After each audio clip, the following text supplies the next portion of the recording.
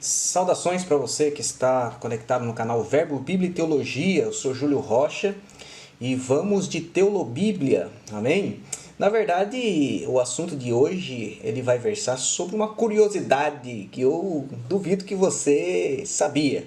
Vamos lá, é uma curiosidade que não é muito disseminada, né? Aí nos meios teológicos, mas o livro de Atos ele tem as suas nuances, as suas entradinhas, né? E a gente fuçando aqui, fuçando ali, procurou averiguar melhor essa situação para poder passar para vocês. Bom, o assunto de hoje é o seguinte: você sabia que o cristianismo ele nem sempre foi chamado de cristianismo na história? Na verdade, ele foi conhecido na primeira década, principalmente aí, da igreja cristã, como a seita chamada O Caminho. Você sabia disso? Pois é, nós temos registro que apenas em Atos capítulo 11, verso 26, é que os discípulos foram pela primeira vez chamados de cristãos, né? E isso, segundo a cronologia histórica, vai datar aí cerca de 44 depois de Cristo. Uma vez que Cristo ascendeu aí por volta de 33, 34, isso dá uma década de existência da igreja até que a igreja fosse, na verdade, conhecida como o povo de Jesus Cristo. Antes disso, como eu já adiantei para vocês, era chamado de O Caminho. Você sabia disso? Então eu convido você a vir comigo nessa investigação bíblica acerca dessa curiosidade. E nós vamos para a vinheta e depois da vinheta nós retomamos então com o raciocínio acerca do caminho. Enquanto isso, você aproveita para se inscrever se você não é inscrito e já deixa o seu like aí para ajudar o canal a crescer. Deus abençoe. Até já.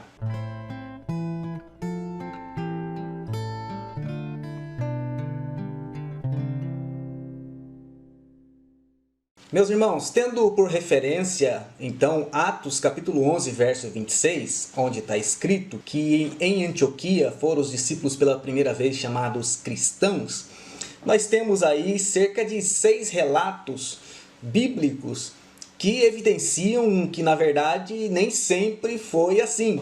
Na verdade, o cristianismo era chamado de o caminho, ou a seita do caminho. Talvez porque pregavam sobre a simplicidade do evangelho, ou sob a simplicidade do evangelho, que Jesus era o caminho. Talvez, eu não sem pretensões aqui de especular qualquer coisa. O fato é que era conhecido como o caminho. Nós vamos então aos textos. Eu gostaria que você prestasse atenção da forma como é colocado substantivamente aí, né, por Lucas, a narrativa em Atos dos Apóstolos com relação à Igreja do Senhor e como era conhecida no seu meio. O primeiro texto está em Atos capítulo 9, verso 2. Vamos ler o 1 para poder dar contexto. Saulo, respirando ainda ameaças e morte contra os discípulos do Senhor, dirigiu-se ao sumo sacerdote e pediu-lhe cartas para as sinagogas de Damasco, a fim de que, caso achasse alguns que eram do caminho, note aí que caminho está em letra maiúscula, assim homens como mulheres, os levasse preso para Jerusalém. Essa, irmãos, é a primeira referência que nós temos com relação ao nome que os discípulos de Jesus, os discípulos do Senhor, conforme diz 9:1, eles eram assim conhecidos. A próxima referência está no capítulo 19 do mesmo livro de Atos, dos Apóstolos, versículo 9. Vamos ler o 8, a partir do verso 8 para dar contexto, para dar entendimento. Durante 3 meses, Paulo frequentou a sinagoga, onde falava ousadamente, dissertando e persuadindo com respeito ao reino de Deus. Para Paulo, era reino de Deus. Agora no verso 9. Visto que alguns deles se mostravam empedernidos e descrentes, falando mal do caminho diante da multidão, Paulo, apartando-se deles, separou os discípulos, passando a discorrer diariamente na escola de Tirano. Também no versículo de número 23, a terceira referência que nós temos um versículo aí, vamos ler a partir do verso 22, diz assim: tendo enviado a Macedônia 2 daqueles que lhe ministravam, Timóteo e Erasto, permaneceu algum tempo na Ásia.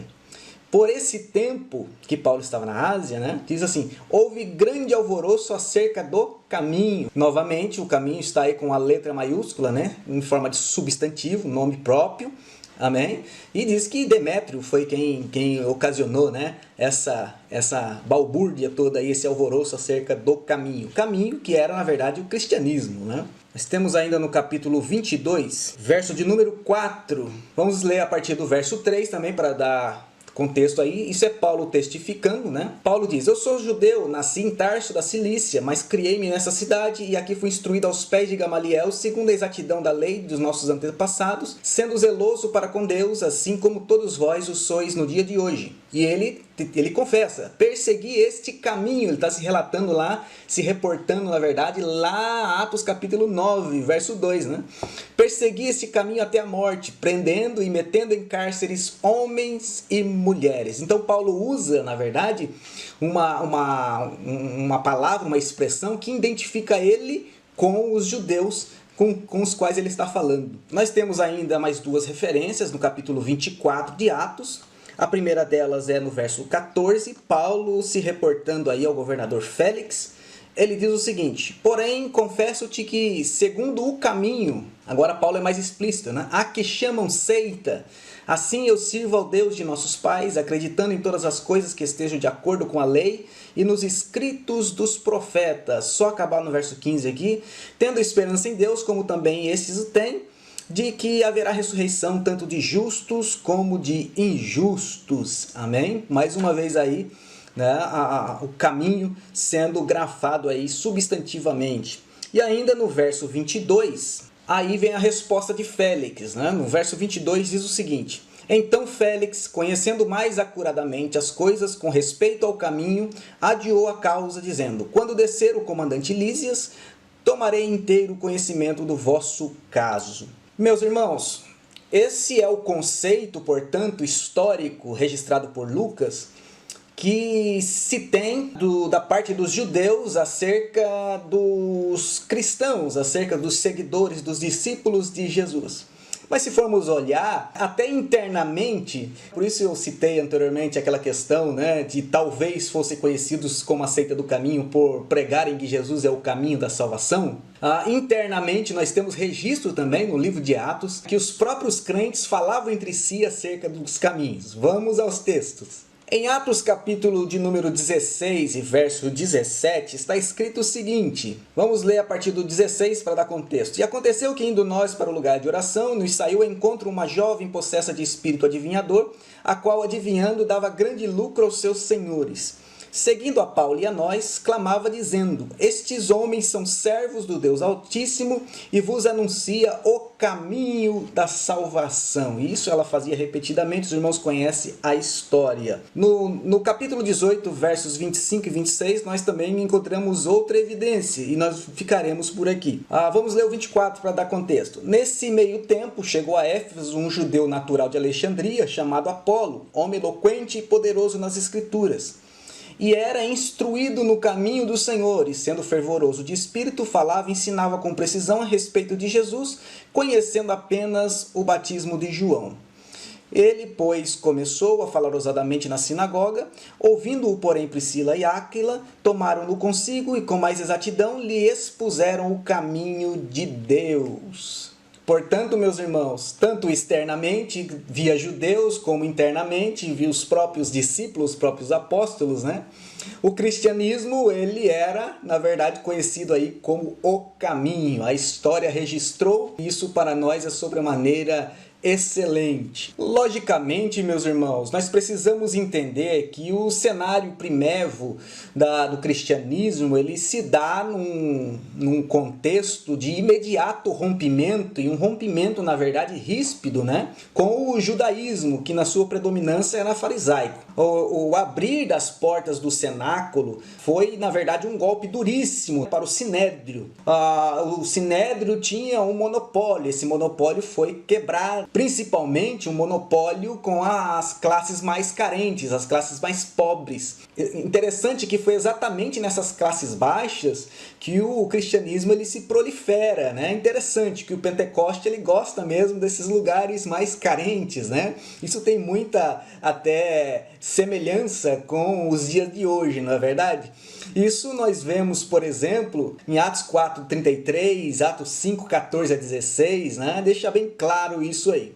Já o cume deste incômodo do Sinédrio com o cristianismo, ele desencadeou aí, na verdade, a morte de Estevão no capítulo 7 de Atos, a primeira diáspora no capítulo 8 de Atos e a grande perseguição liderada por Paulo no capítulo 9 de Atos, desaguando assim na conversão deste, né? A transformação do status o caminho para os pequenos cristos, pois esse é o significado da palavra cristãos, parecidos com Cristos, pequenos cristos, se dá, na verdade, em meio à justa expansão do evangelho fora dos arredores de Jerusalém, em Antioquia, muito especificamente, como nos diz Atos capítulo 11. Amém? Visto assim que a igreja começa a se encorpar, a tomar forma, né? Através do ensino, dos milagres, principalmente, né? E da frutificação de cada crente, onde eles iam indo e ia pregando o evangelho. E essa frutificação fora dos arredores de Jerusalém, ela é atribuída aí ao trabalho gracioso que Deus entregou nas mãos de Paulo e de Barnabé, sob a liderança deles, né? Pouco tempo depois, em Atos capítulo 13, nós vamos nos deparar com um texto, né, com um relato de que ambos seriam aí indicados pelo Espírito Santo, separados pelo Espírito Santo, para poderem ser missionários numa empreitada que iria varrer, né, toda a costa ocidental aí do Império Romano e alcançaria milhões de almas e chegaria até hoje a mim e a você, nós que nos encontramos com Cristo pelo Evangelho e todos quanto podem inclusive ver esse vídeo. Amém?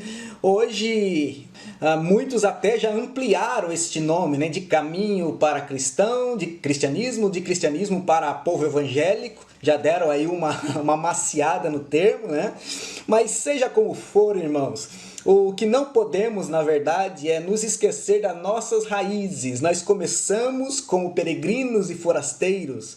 Nós começamos como uma seita, na verdade, de alguém, né, entre os judeus que não aceitava a morte de Cristo, logicamente para cumprimento das Escrituras, tudo bem. Mas nós não podemos nos esquecer que nós pertencemos a um caminho, irmãos. Isso é glorioso demais de meditar, glorioso demais de refletir. Amém? Nós pertencemos a um caminho, esse caminho é diferente, esse caminho que não é substantivo, na verdade, nem adjetivo, esse caminho é uma pessoa, ele diz, eu sou o caminho, e ninguém vem ao Pai senão por mim. Essa é, na verdade, a grande lembrança que temos que ter de nossas raízes. Para finalizar, eu quero lembrar a você que esse caminho não é automático, não é uma esteira daquelas de aeroporto que você sobe nela, ele vai te levar ao avião. Você precisa caminhar, né? Subindo, descendo, sempre olhando nele, sempre vigiando para não sair dele. Amém? Pois vencerá aquele que chegar ao fim deste caminho. Amém? Se você gostou desse vídeo, eu vou pedir que você nos ajude a abençoar outras pessoas. Curta, compartilhe esse vídeo, se inscreva em nosso canal. Amém? Ajude-nos a abençoar pessoas. Deus abençoe a sua vida e até o próximo vídeo, se Deus quiser.